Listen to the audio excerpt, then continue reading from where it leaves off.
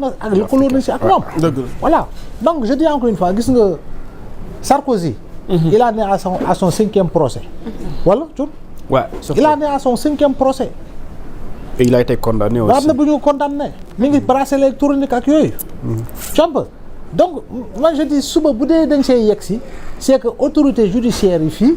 ñoom ñoo dem qualifier li nga xam ne moo di mbir yu ñu ko war a mën a toppee suba mais l'un dans l'autre nañu bàyyi ba yegg si loolu mais pour le moment man je pense beaucoup plus à ces Sénégalais yi nga xam ne war nañoo mën a ñibbi si Sénégal jege seen ay famille jege seen ay xarit et puis nekk si milieu même bu fekkee ni xëy na prison Maroc yi xëy na ñoo gën a baax suñuy prison tamit.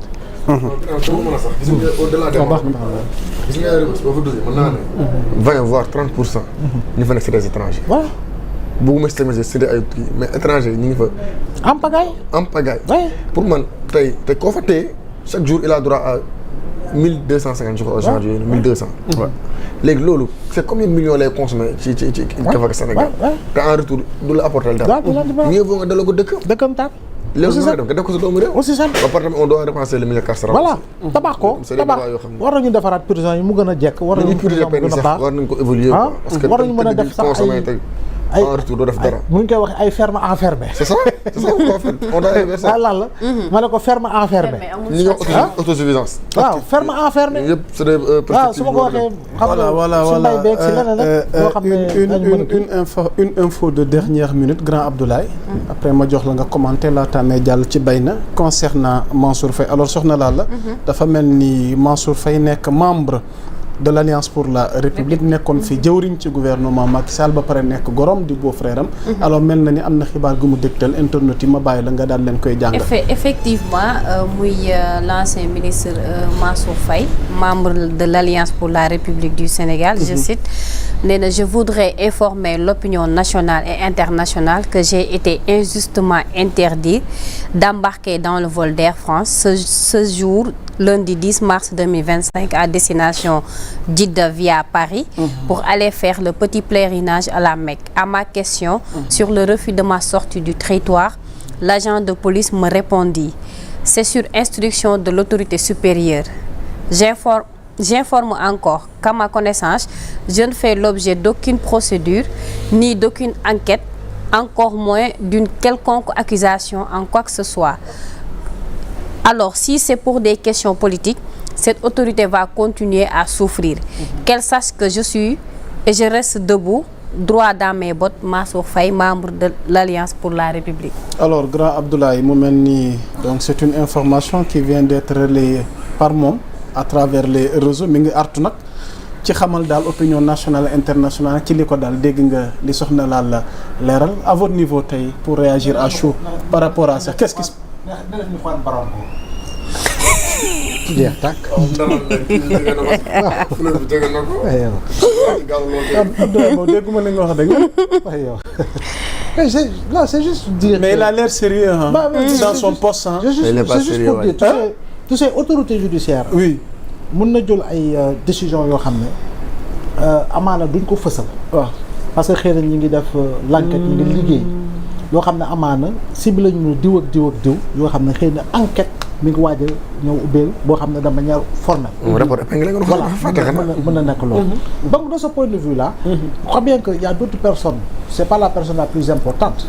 Ce n'est pas le Sénégal le plus important. yaa ngi dégg. y a d'autres Sénégalais yoo xam ne. ñu ngi fi woon bëggoon nañu tukki tam ñu aaye leen ñu tukki dañoo dem toogi. même bu fekkee ni si njëkkanteel bi mais ban opinion internationale moom lay alerter. moom laa la bëgg laaj. ah. loolu la ñuy déglu. ban opinion internationale moom c'est-à-dire que c'était le principal argentier de ce pays-là. On l'oublie. Mansour il gérait un budget de plus de 1000 milliards. Parce que en dehors du budget voté à l'Assemblée nationale pour son département ministériel bul fàttali ni tamit lii nga xam moo di ay solidarité nationale ak yeneen yëpp si gafagaam la nekkoon. rawatina fonds Covid. Voilà si gafagaam la nekkoon. Donc je pense qu'aujourd'hui plus que jamais qu'ils disent qu'il n'a pas été épinglé. Comment se fait-il que moom si wàllu boppam moom moo traité woon les magistrats de la Cour des comptes de politiciens encagoulés. Bien sûr. Menace ay journalistes. Voilà. Ah grand nee na j'informe encore. Qu'à ma connaissance je ne fais l'objet d'aucune procédure ni d'aucune enquête encore moins d'une quelconque accusation en quoi et sur quoi que ce soit. waaw moom su boppam mën na ko bañ a yëgu góom mais xëy na comme ni ma ko waxee am na l'enquête boo xam ne ça le concerne loo xam ne fësaluguñ ko mais dans tous les cas autorités yi ñoom seen wàll bopp ku ñu aaye ñu tukki xëy na arrivera le moment où l'autorité concernée véritablement dina def une communication dans ce sens-là. C'est important pour mën ko leeral. Maintenant suba tu verras peut-être un défenseur des droits de l'homme ak yooyu. ngañu démarche boobu mais je dis toujours non bu ngañee tamit waruñu ko ngañee parce que il est dans son rôle. ok mais lii yoon ñi yor nguur ñu yor yoon je veux dire pas ñu yor nguur mais ñu yor yoon ñu ngi koy liggéey. jàpp naa ni. du ñu def loo xam ne suba dañu naan dañoo salfaañe yoon. c'est important parce que pour man loolu moo si principe bi yëpp solo. et que moom itam fan yii yëpp gis nañu bon c'est un acteur politique boo ko neexee. muy bind di wax ak di nangam. voilà ça ne veut rien dire parce que c'est son droit le plus absolu. que d'écrire que de dénoncer.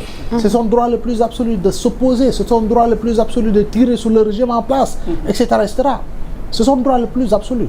Maintenant, comme on dit, il faut quand même que waxuma moom mais je dis encore une fois moom ak ñeneen concerné le principe de la réduction des comptes dañ see war a dem ba mu jeex. ku def ñu xam ne yaa def ku deful ñu ne la defoo nga ñibbi sa kër dem toogi. fu la neex dem dans le monde. dërëmu Sénégal. war nañu fexe ba maag cuun di si jot fa mu doon tagee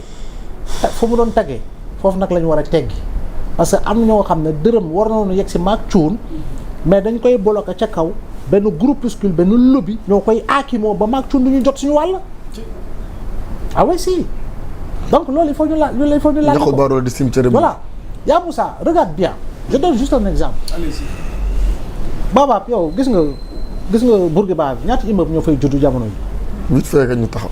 Cité Góor gi ñaata immeuble ñoo fay judd. vite fait ñu taxaw. ah yëngu sax. demal Ngor Wakaam.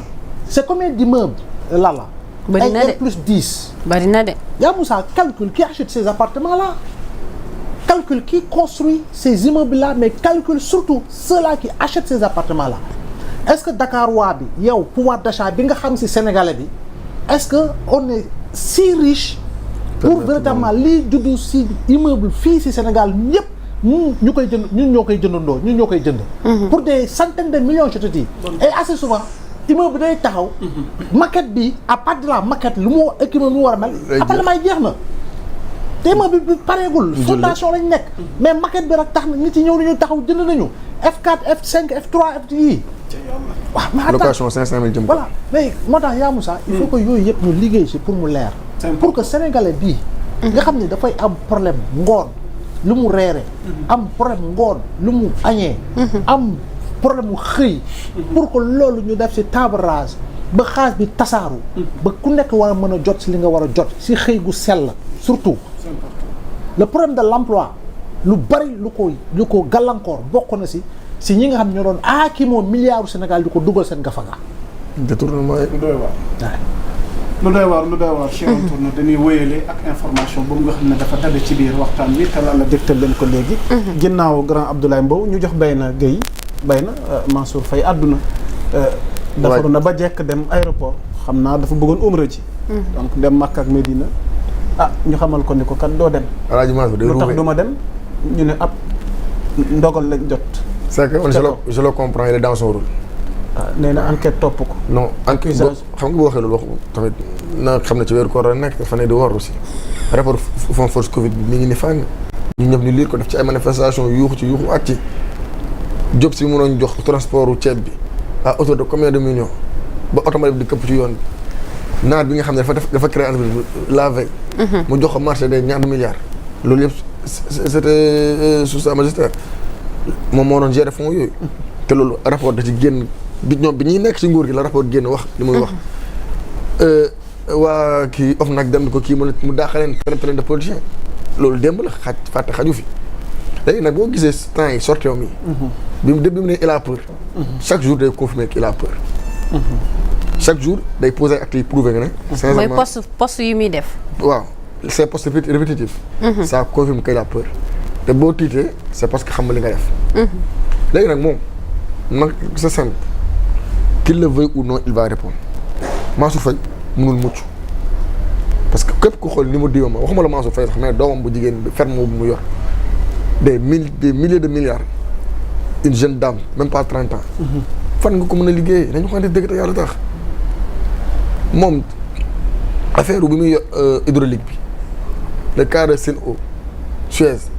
ci loo xam ne lañ jëlee SDE jox ko Suez ñu perte 50 milliards mais loolu bi doit rendre compte au Sénégalais te xam na ne day rendre compte loolu looy profité nii bëgg jël combat bi indi ko ci terrain politique bi bu pouree politique dinañu trouver si il nous verra devant lui ñoo ko daax politique te ñun moom day wax lu dul dëgg ñun ñuy wax dëgg Sénégalais di àtte mënul gagner opinion bi ça qu'il cherche à faire en réalité c'est que dafa bëgg détourner opinion bi ci gestion indi ko ci terrain politique bëgg na dafa am benn cavale dirigé contre sa personne quelqu'un qui n'est pas capable de gagner sa commune kooku ban doole politique la am il se leurre Mansour Faye dafay nax boppam te li muy def nii yëpp dañ ko digal nag je suis sûr dañ ko ne léegi mais ana libre circulation des personnes et des biens.